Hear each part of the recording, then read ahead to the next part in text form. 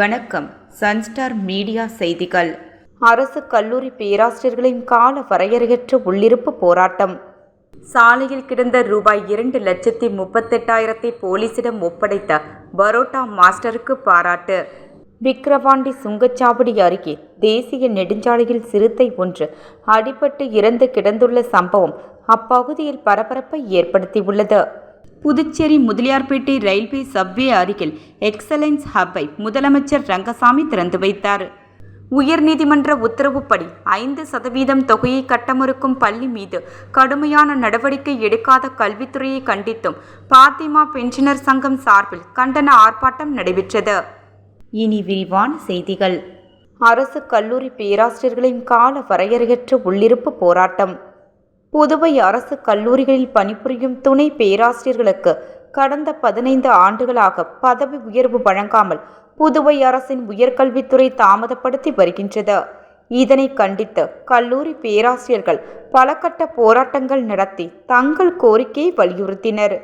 ஆனால் அதிகாரிகள் எந்த நடவடிக்கையும் எடுக்காமல் கால தாமதம் செய்து வருகின்றனர். எனவே அரசு கல்லூரி பேராசிரியர்கள் தங்களின் பதவி உயர்வு கோரிக்கையை வலியுறுத்தி இன்று 5ஆம் தேதி காலை 9 மணி முதல் தாகூர் கலைக்கல்லூரி மற்றும் காஞ்சிமா முனிவர் அரசு மேற்படிப்பு மைய வளாகத்தில் உள்ளிருப்பு போராட்டத்தை தொடங்கியுள்ளனர்.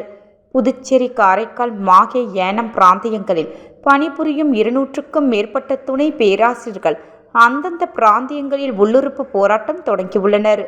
புதுச்சேரி பிராந்தியத்தில் உள்ள பாரதிதாசன் அரசு மகளிர் கல்லூரி, தாகூர் அரசு கலை அறிவியல் கல்லூரி, காஞ்சிமா முனிவர் அரசு பட்டமேற்படிப்பு மற்றும் ஆராய்ச்சி நிறுவனத்தை சேர்ந்த பேராசிரியர்கள் மாணவர்களின் வகுப்புகள் பாதிக்காமல் வகுப்புகளை நடத்திவிட்டு மற்ற நேரங்களில் போராட்டத்தில் ஈடுபட்டு வருகின்றனர். புதுவை அரசு தங்கள் பதவி உயர்வு கோரிக்கையை நிறைவேற்றும் வரையில் இந்த உள்ளிருப்பு போராட்டம் தொடரும் என்று போராட்ட ஒருங்கிணைப்பாளர்கள் பாலமுருகன், சங்கரையா ஆகியோர் தெரிவித்தனர். புதுச்சேரி அரசுக்கு புதுச்சேரி, காரைக்கால், மாஹே, ஏனம் பிராந்தியங்களில் 7 கல்லூரிகள் உள்ளன. இதற்கு உரிய துணை பேராசிரியர்கள் UPSC தேர்ந்தெடுத்து அனுப்புகின்றது. இவர்களுக்கு ஆண்டுக்கு 2 முறை பதவி உயர்வு குறித்து கோப்புகளை தயாரித்து புதுவை அரசுக்கு அனுப்ப வேண்டியது உயர்கல்வித்துறையின் பணியாகும். இதனை கடந்த 15 ஆண்டுகளாக முறைப்படி செய்து பதவி உயர்வு வழங்காமல் புதுவை அரசின் உயர்கல்வித்துறை அதிகாரிகள் காலம் தாழ்த்தி வருகின்றனர். இதனால் பல பேராசிரியர்கள் பதவி உயர்வு இல்லாமல் பணி ஓய்வு பெற்றுவிட்டனர். பலர் ஏக்கை எய்திவிட்டனர். இன்னும் ஓரிரு ஆண்டுகளில் பல பேராசிரியர்கள் பணி ஓய்வு பெற உள்ளனர். துணைநிலை ஆளுநர், முதலமைச்சர், உயர்கல்வித்துறை அமைச்சர், அரசு செயலாளர்களுக்கு பலமுறை தங்கள் கோரிக்கைகளை வலியுறுத்தி மனு கொடுத்தும் பல போராட்டங்களை நடத்தியும் துணை பேராசிரியர்களுக்கு பதவி உயர்வு இதுவரை கிடைக்கவில்லை. கல்வி அமைச்சர், முதலமைச்சர் ஒப்புதலளித்த பிறகும் அதிகாரிகள் பதவி உயர்வு கோப்புகளை நடைமுறைக்கு கொண்டு வரவில்லை. அதனால் பேராசிரியர்கள் மாணவர்களின் படிப்புக்கு பாதிப்பு இல்லாத வகையில் வகுப்புகளை நடத்திவிட்டு மற்ற நேரங்களில் அரசு கல்லூரி பேராசிரியர்கள் தங்களது கோரிக்கைகளை வலியுறுத்தி உள்ளிருப்பு போராட்டம் நடத்துவது பொதுமக்கள் மத்தியிலும் மாணவர்கள் மத்தியிலும் வித்தியாசமாக பார்க்கப்படுகின்றது. சாலையில் கிடந்த ரூபாய் 2,38,000 போலீசிடம் ஒப்படைத்த பரோட்டா மாஸ்டருக்கு பாராட்டு. தவளக்குப்பம் அடுத்த தானாம்பாளையம் நல்லவாடு ரோடு பகுதியை சேர்ந்தவர் விஜயகுமார். அவரது மகளின் மஞ்சள் நீராட்டு விழா கடந்த 2ஆம் தேதி நடைபெற்றது.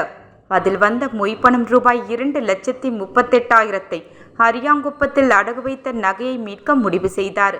இதற்காக நேற்று காலை 9 மணியளவில் பணத்தை ஒரு பையில் வைத்துக்கொண்டு அரியாங்குப்பம் நோக்கி மோட்டார் சைக்கிளில் புறப்பட்டார்.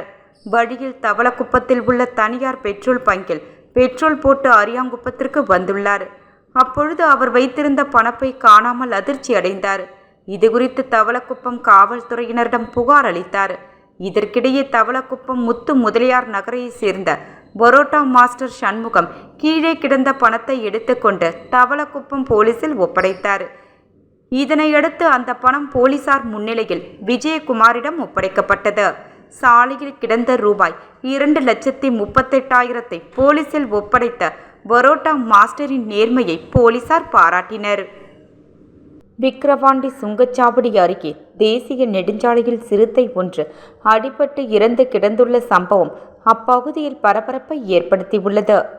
விழுப்புரம் மாவட்டம் விக்கிரவாண்டி சுங்கச்சாவடி அருகே தோண்டி ஆற்றின் பாலத்தின் மேல் வனப்பகுதி இல்லாத பகுதியில் சிறுத்தை ஒன்று சென்னை திருச்சி தேசிய நெடுஞ்சாலையில் நள்ளிரவில் தலையில் அடிபட்டு இறந்து கிடந்துள்ளதை சாலையில் சென்றவர்கள் பார்த்து விக்கிரவாண்டி போலீசாருக்கு தகவல் கொடுத்துள்ளனர்.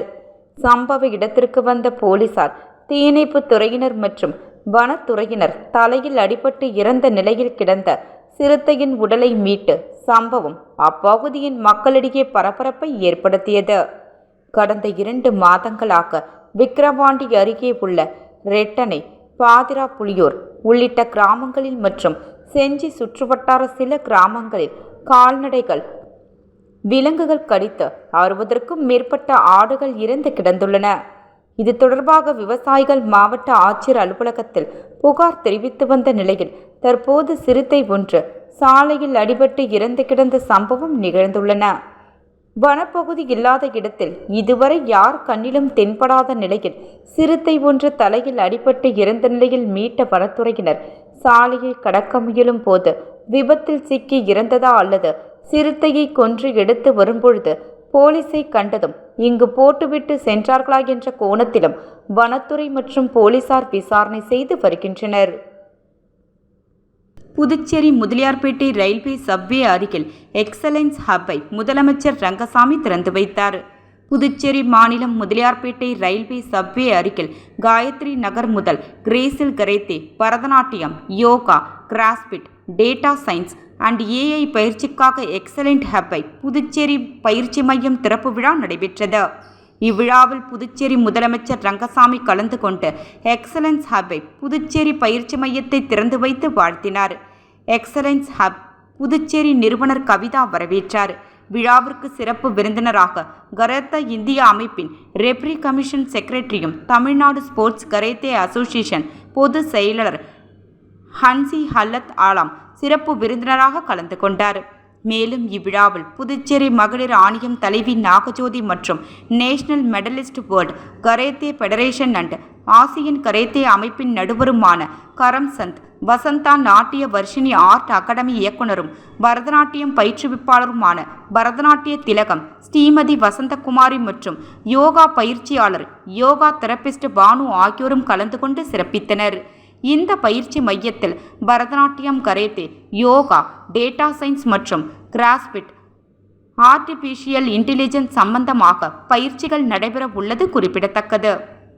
புதுச்சேரியை அடுத்துள்ள விழுப்புரம் மாவட்டம் வானூர் வட்டம் திருவக்கரையில் அமைந்துள்ள ஸ்ரீ வக்ரகாளியம்மன் ஆலயத்தில் மாதந்தோறும் வரும் பௌர்ணமியை ஒட்டி ஜோதி பெருவிழா நேற்று சிறப்பாக நடைபெற்றது. அதில் பல்வேறு மாநிலங்களில் இருந்தும் பல ஊர்களில் இருந்தும் பக்த கோடிகளும் கோவில் நிர்வாகிகளும் காவல்துறையினரும் கோவிலின் தொழிலாளர்களும் கலந்து கொண்டு ஜோதியினை சிறப்பித்தார்கள். உயர்நீதிமன்ற உத்தரவுப்படி 5% தொகையை கட்ட மறுக்கும் பள்ளி மீது கடுமையான நடவடிக்கை எடுக்காத கல்வித்துறையை கண்டித்தும் பாத்திமா பென்ஷனர் சங்கம் சார்பில் கண்டன ஆர்ப்பாட்டம் நடைபெற்றது.